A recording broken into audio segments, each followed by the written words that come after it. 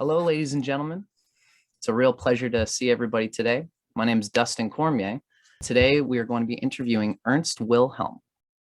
Ernst is, I consider you to be a patriarch of the Tropical Vedic movement that's happening on YouTube. Yeah, my pleasure. It's nice to meet you. One thing I want to say about the whole tropical movement is Sure.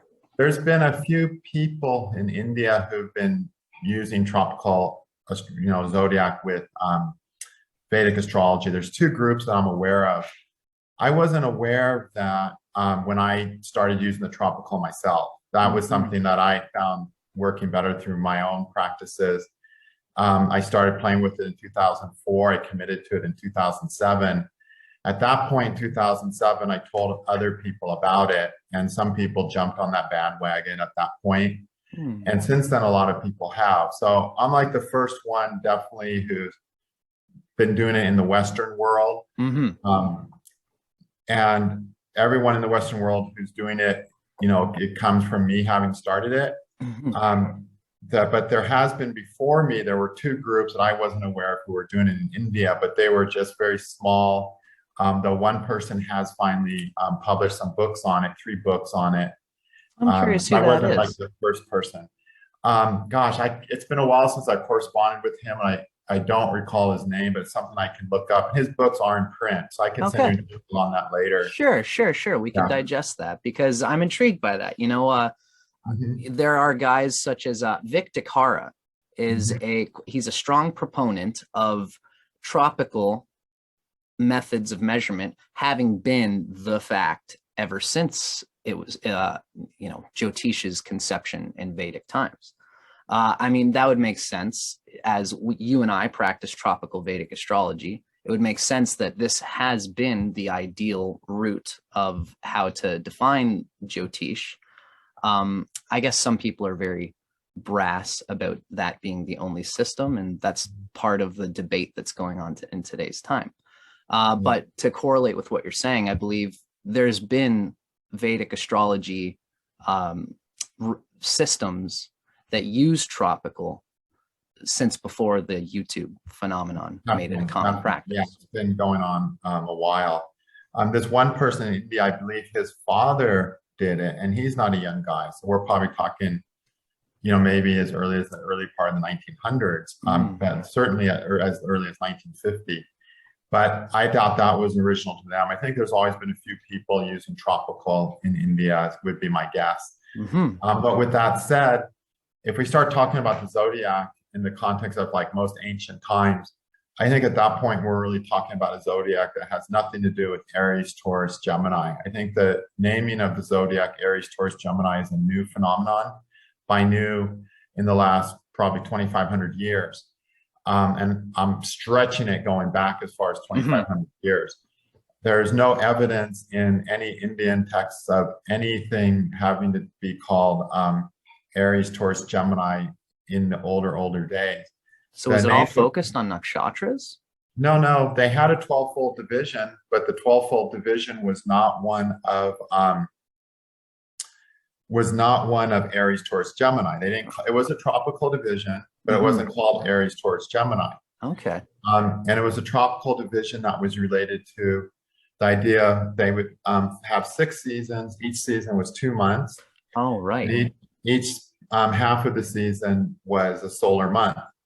And the solar months were called like Madhu, Tapas, or some of the names. In the modern books, by modern, I mean the last 2,000 years, they started calling the solar months Aries, Taurus, Gemini, and so on. But in the older days, the solar months were not called that. And the oldest usage of the signs of the zodiac, although I don't want to call it zodiac anymore in this context, was a tropical division, and it was symbolized most likely by something called the Adityas, which are different aspects of sun.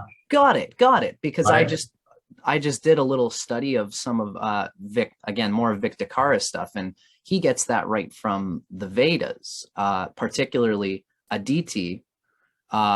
Gives birth to these Adityas who resonate with times of the day, and the times of the day are a microcosm of the macrocosm of this sixth season of the year. Even in the when the Rig Veda, they don't have the adityas as far as 12 adityas in the solar months. They do that in the Yajur Veda, which is a newer Veda, but still very, very old. And in that Veda, they give the 12 adityas, and they relate the adityas to the solar months. But not calling the solar months Aries, Taurus, or Gemini, but calling them, by Madhu and so on.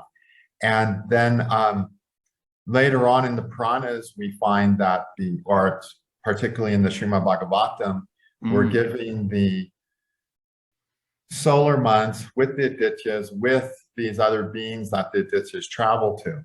So we have this really rich symbolism of deities when it comes to the zodiac.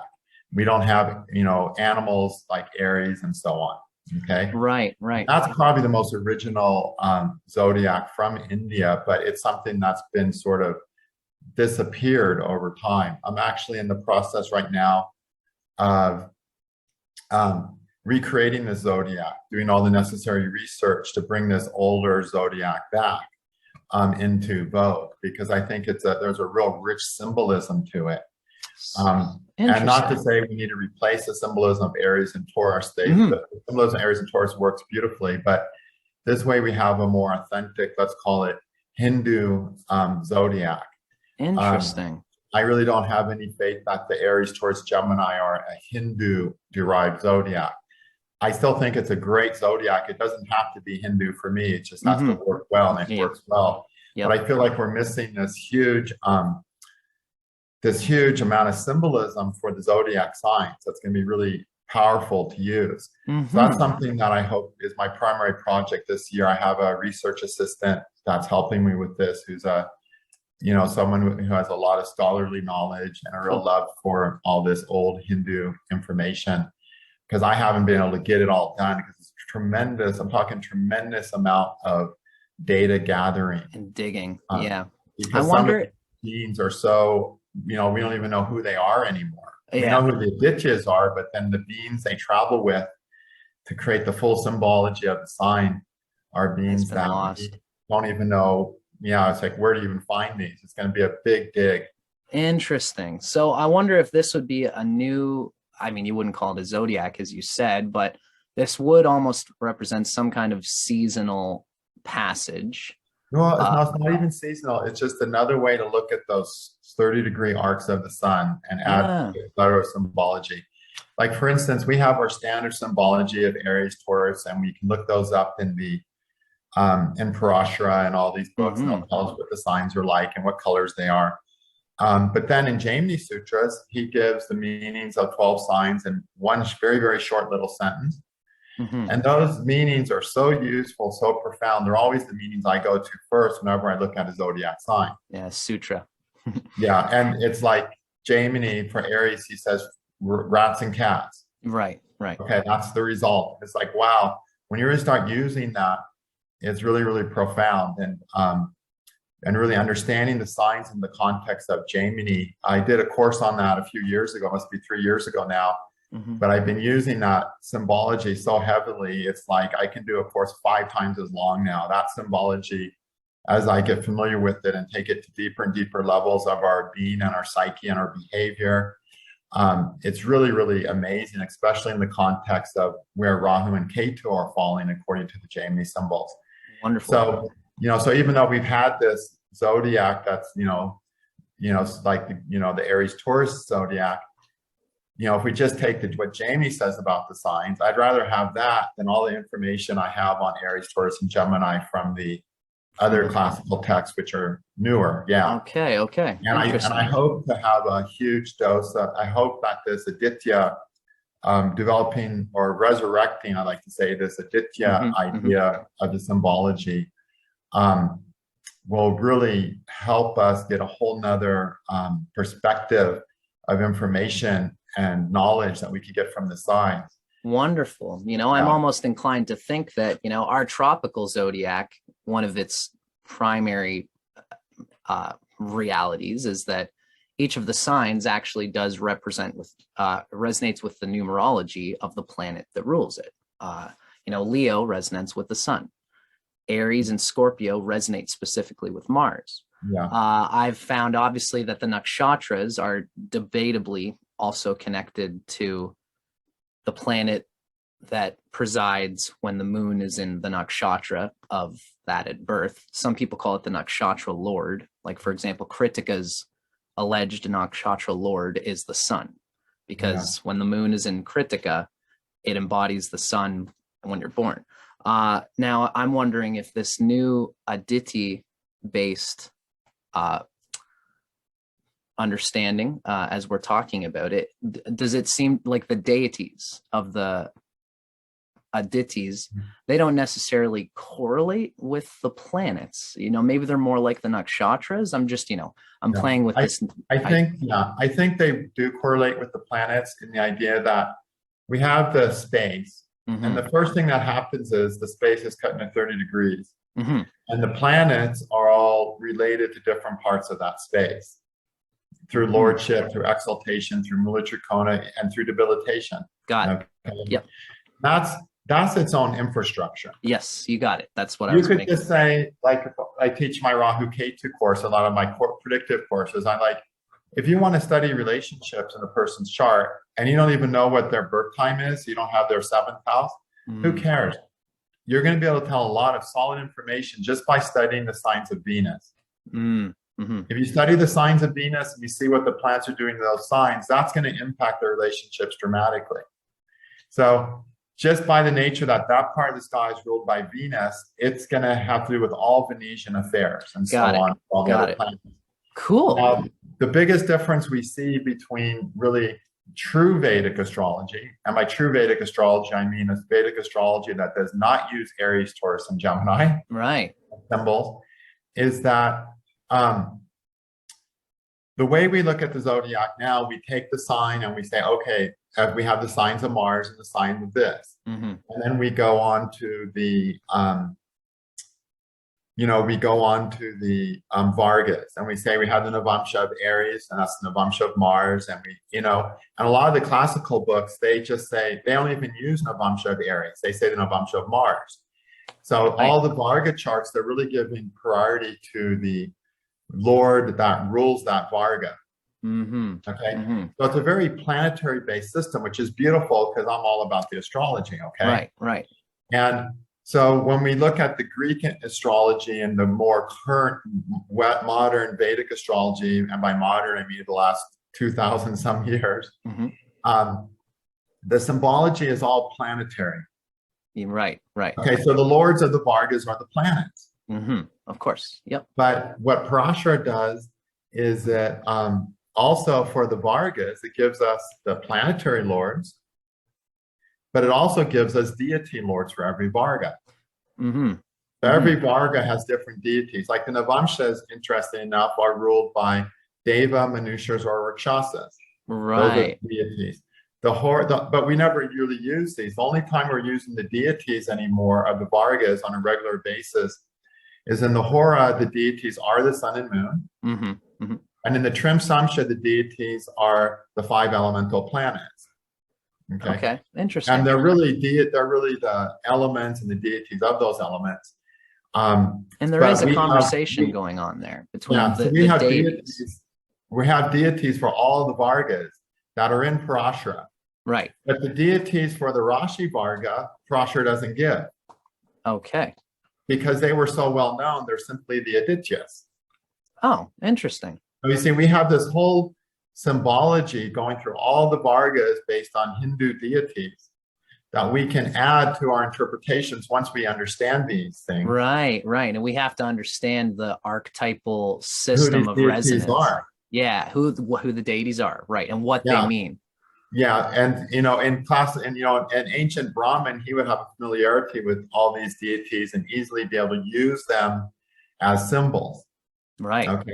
But a lot of these deities now, and a lot of these beings that they attach to the Vargas and the Adityas, even most scholars are not even going to know who these beings are anymore.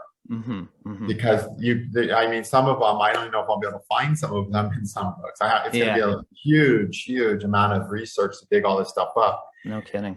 So, but I think the original Vedic way of doing things was more in the context of everything being described by a Hindu deity.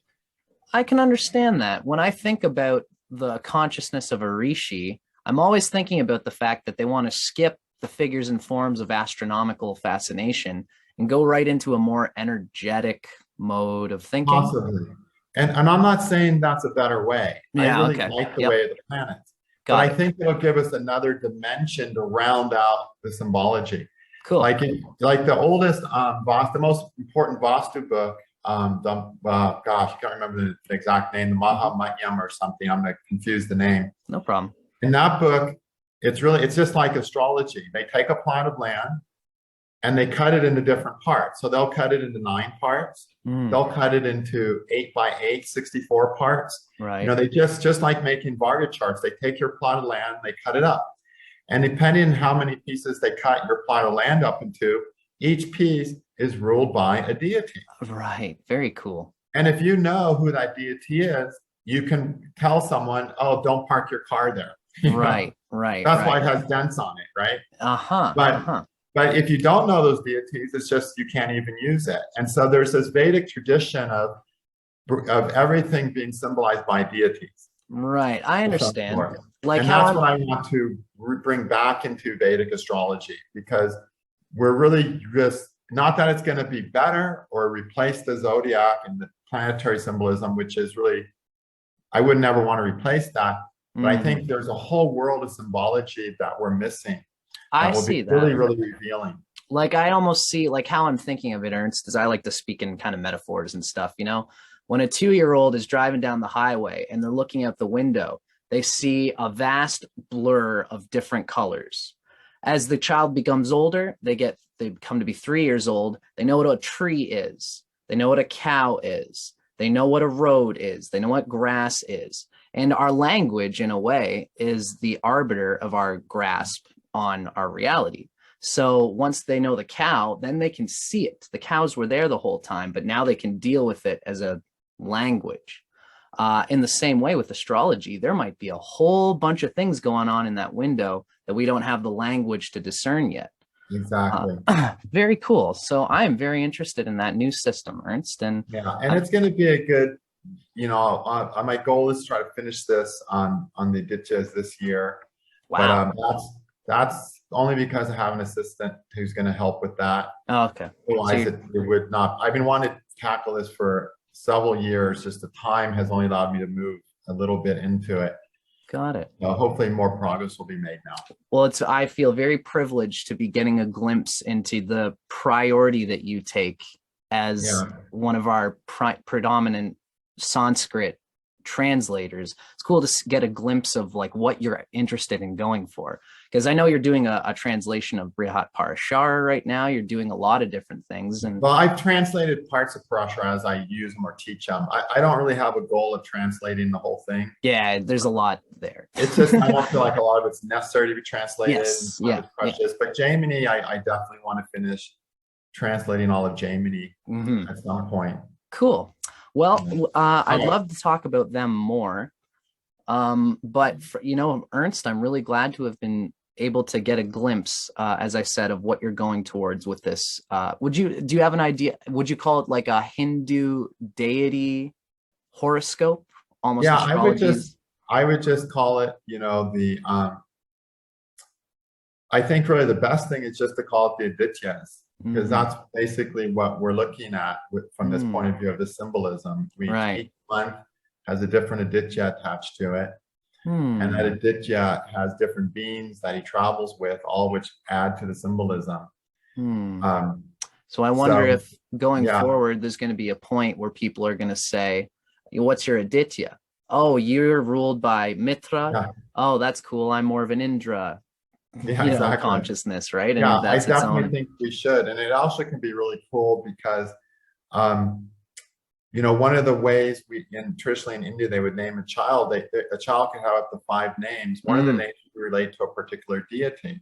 So you could be really cool to add a middle name of Vishnu or something like that to a child based on their ditya. For sure. That's a because wonderful it's just thing. they have that energy with them. Right. So, I'm sure, I don't know how these were used in olden days. I do know that they used to pick a name of a deity. Lots of times they pick a name of a family deity and add that into their name. But I'm saying, why not? It might be cool just to add your ditya to your middle name, Totally. The energy will be there. Yeah. And ultimately, we're all trying to live our suns more. We have to live our moons well so we can engage in the world with the world in a healthy way. But we're really all here to shine as our sun.